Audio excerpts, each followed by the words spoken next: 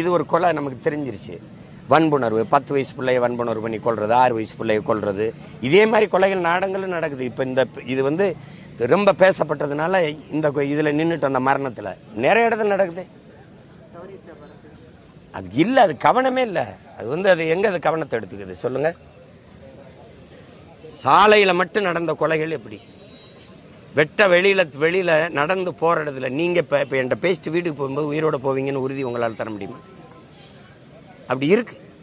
பள்ளிக்கூடத்துக்கு பிள்ளை போயிட்டு பத்திரமா வரும், சந்தைக்கு அப்பா போயிட்டு பத்திரமா வீட்டுக்கு வருவாரு, நிலத்துக்கு போயிட்டு. இப்ப இந்த பிள்ளை எப்படி போனா? உன்னை கொல்ல போற வேணா கூட்டிட்டு போனா எப்படி போனா? அப்புறம் என்ன நடக்கும்னே தெரியல. எந்த நேரத்துல என்ன நடக்கும்னு தெரியாத ஒரு நாடா மாறிட்டது. நாடா சுடுகாடானே தெரியல. எங்க இருக்கு சட்டம் ஒழுங்கு, ஒரு கட்டுப்பாடு? அதெல்லாம் எங்க இருக்கு? இதெல்லாம் பாவ செயல்னு படிப்பிச்சான். நீதி போதனைன்னு மாரல் இன்ஸ்ட்ரக்ஷன் ஒன்று இருந்தது கல்வியில. இப்ப எங்க அது இருக்கு? பொய் சொல்றது, களவு செய்வது, கொலை செய்வது, இதெல்லாம் குற்றம், இதெல்லாம் பாவ செயல்னு படிப்பிச்சது கல்வி. அப்படி இருந்துச்சு. இப்ப எங்க இருக்குது அது?